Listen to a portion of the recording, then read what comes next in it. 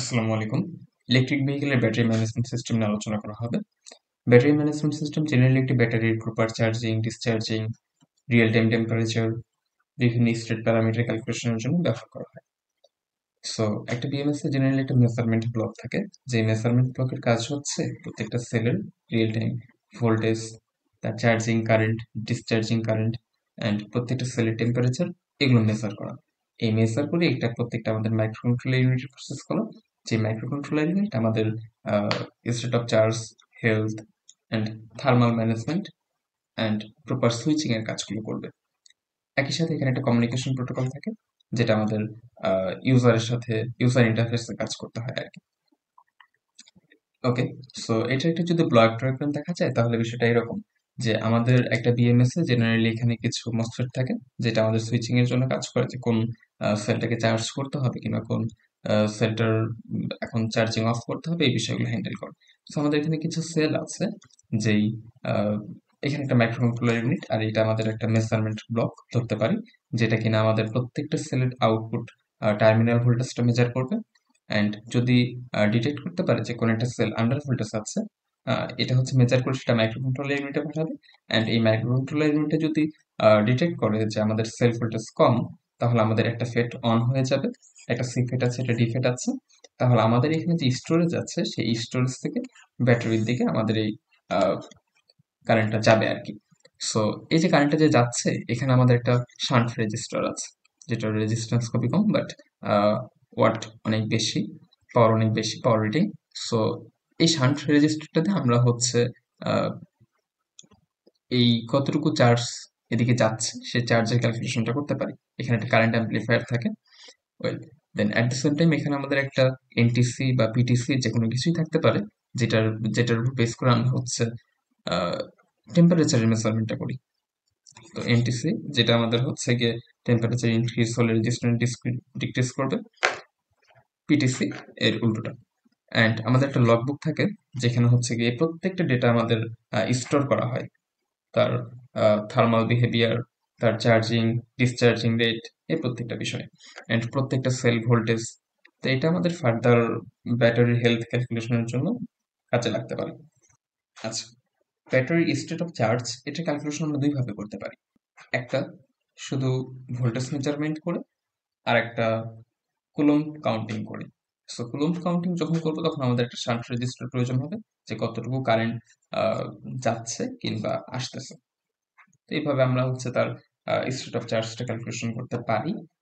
Sell balancing generally দুই ধরনের হয়, অ্যাক্টিভ আর একটা প্যাসিভ। সেল ব্যালেন্সিং জিনিসটা হচ্ছে আমাদের যদি তিনটা সেল থাকে, যে এই তিনটা সেলকে আমরা এখন চার্জ করছি কোনো একটা বিএমএস দিয়ে। সো প্রত্যেকটাকে আমি যদি আহ, একই সোর্সের সাথে কানেক্টেড রাখি, আমাদের এই চার্জিং কিংবা ডিসচার্জিং এটা ডিপেন্ড করে ব্যাটারি হেলথের উপর। একটা ব্যাটারিকে যদি বারবার ড্রেইন করা হয় তাহলে এর হেলথ অবশ্যই কমে যাবে। তো সেক্ষেত্রে আমি যখন চার্জ করতেছি, প্রত্যেকটা ব্যাটারির চার্জিং ক্যাপাসিটি একই রকমই থাকবে না। হয়তো দেখা যাবে যে এই ব্যাটারিটা আমার 70% চার্জ হয়ে গেছে, এই ব্যাটারিটা আমার 60%, এই ব্যাটারিটা হয়তো বা 30%, যার হেলথ খুবই খারাপ। সো এরকম একটা ইমব্যালেন্স সিচুয়েশন আছে, যে আমাদের আরেকটু পরে দেখা যাবে যে এই ব্যাটারিটা হয়তো ফুল চার্জ হয়ে গেছে, যেটা কিনা এই ব্যাটারি হয়তো বা 80%, আর এই ব্যাটারি হয়তো বা 50% চার্জ হয়ে গেছে। তো এই ব্যাটারিটা এখনো চার্জ হতেই থাকবে, যার ফলে এই ব্যাটারিটার হেলথ আস্তে আস্তে ডিকে হবে, ওভার ভোল্টেজ হয়ে যাচ্ছে। আর একইভাবে আহ, এই ব্যাটারিটা যখন আমাদের ডিসচার্জ হতে থাকবে, এটা হয়তো ডিসচার্জ হতে অনেক বেশি টাইম লাগবে, যেখানে কিনা এটা অনেক আগেই ডিসচার্জ হয়ে যাবে। তো এখানে আমাদের যে প্রবলেমটা হচ্ছে যে কোন একটা ব্যাটারি হয়তো খুবই দ্রুত চার্জ হয়ে যাচ্ছে, কোনটা খুবই তাড়াতাড়ি ডিসচার্জ হয়ে যাচ্ছে। তো এই দুটোই আমাদের ব্যাটারির জন্য খারাপ, ওভার চার্জ আর আন্ডার চার্জ। তো এই দুটো থেকে আমাদের ব্যাটারিকে সেভ করার জন্য আমাদের দুটো ওয়ে আছে, একটা অ্যাক্টিভ ব্যালেন্সিং, একটা passive balancing. Passive balancing generally করা হয় আমাদের প্যাসিভ এলিমেন্ট গুলো দিয়ে। প্যাসিভ এলিমেন্ট কি হতে পারে? রেজিস্টার হতে পারে। তো রেজিস্টরের ভিতরতে আমাদের যেই সেলটা আমাদের ওভার ভোল্টেজ হয়ে আছে সেই সেলটাকে ডিসচার্জ করে দেওয়া হয়। এটা কিভাবে করা হয়? এখানে একটা আমার সার্কিট আছে, এখানে আমাদের কিছু সেল আছে আর এখানে আমাদের কন্ট্রোলার আছে। তো এই কন্ট্রোলারটা জেনারেলি আমাদের এই মসফেট গুলোকে সুইচিং করে, যে কোনটাকে আসলে চার্জ হতে হবে কিংবা চার্জ হতে হবে না, এই বিষয়টা। সো ধরে নিলাম যে আমাদের এই সেলটা আগে চার্জ হয়ে গেছে, হ্যাঁ? এটা আমাদের 100% চার্জ হয়ে গেছে। সো 100% চার্জ যখন হয়ে গেছে, তখন আমাদের এই মসফেটের সুইচটা অফ থাকবে। তো সুইচটা যখন অফ হয়ে যাবে, তখন আমাদের আহ, এই যে সেলের যে ভোল্টেজটা আছে, এটা এই রেজিস্টরের থ্রুতে ডিসচার্জ হতে থাকবে। একই সাথে এটা কিন্তু আমাদের এই ড্রেইন টু সোর্স দিয়েও কিন্তু চলে যাবে। মসফেটের ড্রেইন টু সোর্স দিয়েও এই কারেন্টটা চলে যাবে। তো এইভাবে ডিসচার্জ হতে থাকবে। আর এই রেজিস্টারটা জেনারেলি একটা পাওয়ার রেজিস্টার হয়, যেখানে আমাদের হিট হিসেবে এটা ডিসিপেট হয়ে যাবে। তো এভাবে এটা কি হয়ে যাবে, এটা আমাদের ডিসচার্জ হয়ে যাবে। তো এভাবে আমাদের প্রত্যেকটা সেল ব্যালেন্সিং করা হয় এই কন্ট্রোলারের থ্রুতে আর কি। তো এখানে কিছু সমস্যা আছে। সমস্যাগুলো এরকম যে আমাদের এখানে প্রথমত একটা লস হচ্ছে, হিট হিসাবে এটা লস হচ্ছে।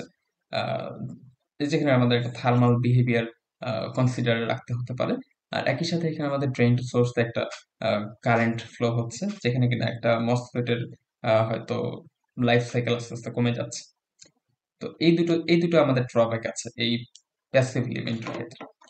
আর আমরা যদি একটা অ্যাক্টিভ ব্যালেন্সিং এর কাজ করি, অ্যাক্টিভ ব্যালেন্সিং এখানে আমরা হচ্ছে গিয়ে আহ, যেগুলো অ্যাক্টিভ এলিমেন্ট, ক্যাপাসিটর হতে পারে, ইন্ডাক্টর হতে পারে। সো এইখানে আমাদের দুটো সেল আছে, এটা আমি যদি একটু ড্র করি, এই দুটো হলো আমাদের সেল। এটা হচ্ছে আমাদের একটা অ্যাক্টিভ ব্যালেন্সিং সার্কিট ক্যাপাসিটর দিয়ে। সো আমাদের যখন এই ব্যাটারি যখন চার্জ হয়ে গেছে, তখন আমাদের এটা একটা হচ্ছে এসপিডিটি সুইচের মতো এটা কাজ করে। সো এটা আমাদের এভাবে কানেক্টেড আছে। তো এখন আমাদের এই ব্যাটারি চার্জটা ক্যাপাসিটরে চলে আসবে, অ্যান্ড অ্যান্ড দেন আমাদের হচ্ছে এখানে যেই এসপিডিটিটা সুইচটা ছিল সে একটা এখানে চলে আসবে, আর নিচেরটা এখানে চলে আসবে। তার মানে এই যে ক্যাপাসিটর যে চার্জটা হয়েছিল, সেই চার্জটা এখন আমাদের কিন্তু এই নিচের ব্যাটারিতে চলে যাবে, যেটা কিনা উপরের ব্যাটারিটা থেকে কম্পারেটিভলি লোয়ার চার্জ ছিল।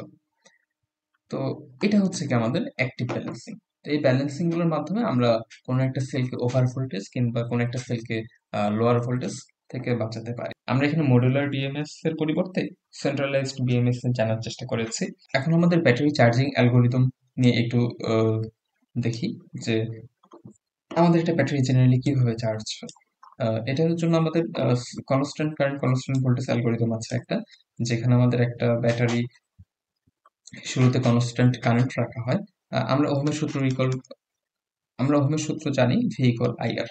তো আমরা যদি কারেন্টকে কনস্ট্যান্ট রাখি, তাহলে অবশ্যই ভোল্টেজকে রাখতে পারবো না। একইভাবে ভোল্টেজকে রাখলে কারেন্টকে রাখতে পারবো, যে কোনো একটা সেম টাইমে কনস্ট্যান্ট রাখতে পারি। সো আমরা যখন কনস্ট্যান্ট কারেন্ট রেখে ব্যাটারিকে চার্জ করতে থাকবো, তো একটা সার্টেন টাইম পর দেখবো যে ব্যাটারি ভোল্টেজটা ইনক্রিজিং, অ্যান্ড একটা থ্রেশহোল্ডে যখন পৌঁছাবে, একটা থ্রেশহোল্ডে পৌঁছানোর পরেই আমাদের ব্যাটারিটা দেন কনস্ট্যান্ট কারেন্ট থেকে শিফট করে কনস্ট্যান্ট ভোল্টেজে চার্জ হতে থাকবে। তো কনস্ট্যান্ট ভোল্টেজে যখন চার্জ হতে থাকবে, আমাদের ব্যাটারিটাও আস্তে আস্তে আমাদের স্যাচুরেশনে চলে আসবে। তো এটাই, এই ব্যাপারটাকে একটু রিলেট করা যায় এইভাবে, সে আমাদের এখানে ছোট একটা কাপ আছে, আর এখানে আমাদের বড় একটা পাত্র আছে, যেখান থেকে আমি এটাতে হচ্ছে একটা টেপ চিন্তা করতে পারি, যে টেপ দিয়ে আমি এখানে হচ্ছে গিয়ে পানি পানি এটাতে ভর্তি করব। সো শুরুতে আমি এখানে হচ্ছে ভাবটা পুরোটাই খুলে অনেকটাই খুলে দিতে পারি, যাতে করে কিনা অনেক বেশি বেশি পানি এখানে আসবে। অ্যান্ড যখন দেখবো যে পানিটা আমাদের অলমোস্ট ভর্তি হয়ে যাচ্ছে, সে 90% হয়ে গেছে পূর্ণ, তখন আমি কি করব, এই জিনিসটাকে অনেক বেশি ক্লোজ করে দেবো, যাতে পানিটা খুবই আস্তে আস্তে যায়। এটা কেন করবো আসলে, এটা করবো যাতে আমাদের এই যে কাপটা পরিপূর্ণ হবে, কিন্তু কমও থাকবে না, কিংবা পানি পড়েও উপচে পড়েও যাবে না। তো এই কাজটি আসলে ব্যাটারির ক্ষেত্রে করা হয়, যে আমাদের প্রথমত কনস্ট্যান্ট কারেন্টে কিছুক্ষণ চার্জ করা হয় একটা থ্রেশহোল্ড পর্যন্ত, ব্যাটারির একটা থ্রেশহোল্ড পর্যন্ত পৌঁছানোর জন্য। তো লিথিয়াম আয়নের ক্ষেত্রে ধরে নিলাম সেটা 4.2 ভোল্ট পর্যন্ত হতে পারে। এরপর সেটাকে আসলে কনস্ট্যান্ট ভোল্টেজে চার্জ করা হয় স্যাচুরেশন পর্যন্ত যাওয়ার জন্য। এই সিসিসিবির সার্কিট ডায়াগ্রামটা কাইন্ড অফ এরকম হতে পারে যে আমাদের এখানে একটা পাওয়ার সোর্স আছে, একটা নর্মাল একটা বাক কনভার্টার আমরা চিন্তা করতে পারি, যেখানে আমাদের একটা সুইচিং মসফেট আছে, আর এখানে আমাদের সেই মসফেটের গেট ড্রাইভার আছে একটা। এটা নর্মালি আমাদের একটা বাক কনভার্টার সার্কিট। এখন এটাকে সিসিসিবি মোডে অপারেট করার জন্য আমাদের দুটো কম্পারেটর প্রয়োজন হবে, যেটা কিনা একটা কারেন্ট আর একটা ভোল্টেজের ফিডব্যাক দেবে।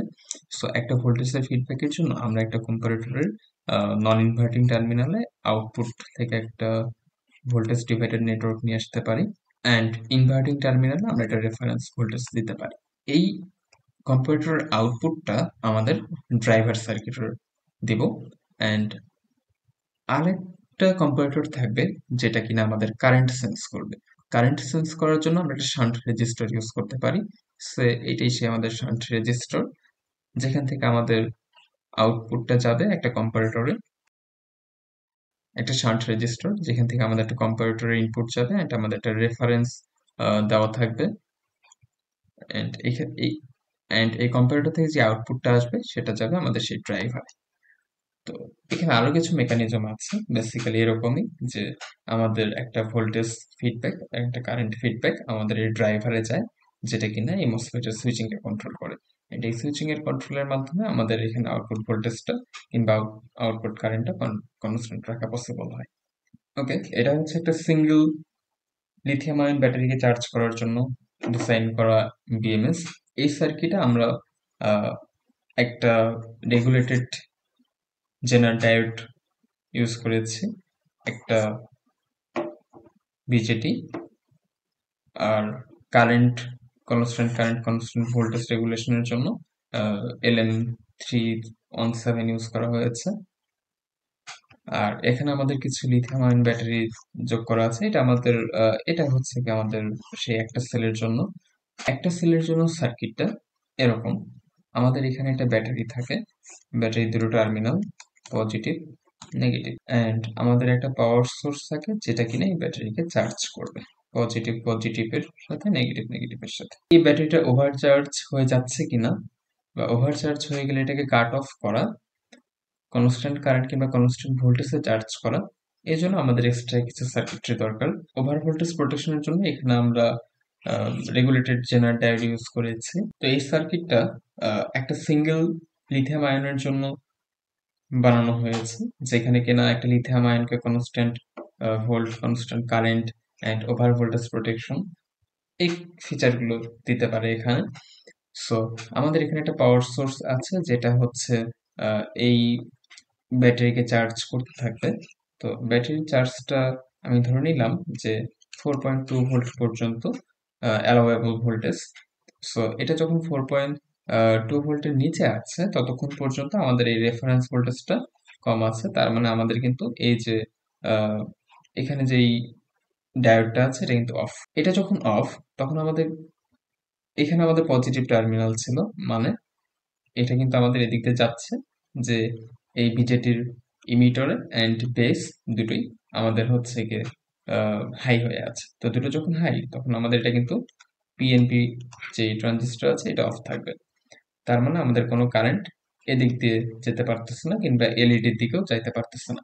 এরপর যখন আমাদের ব্যাটারি ভোল্টেজ 4.2 ভোল্টের উপরে চলে যাবে তখন কিন্তু আমাদের এই ডায়োডটা ওপেন হয়ে যাবে। তো ডায়োডটা যখন ওপেন তখন আমাদের কি হবে, তখন আমাদের কিন্তু এই যে বেসটা গ্রাউন্ডেড হয়ে যাবে, এই পথ দিয়ে এসে এখান দিয়ে গ্রাউন্ডেড হয়ে যাচ্ছে।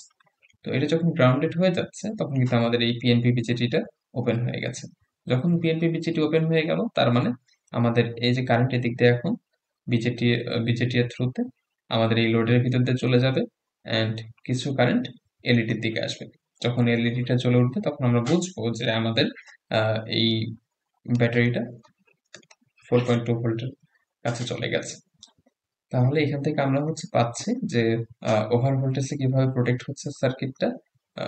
তো এখান থেকে আমরা আমাদের ব্যাটারিকে ওভার ভোল্টেজ থেকে প্রোটেক্ট করতে পারছি।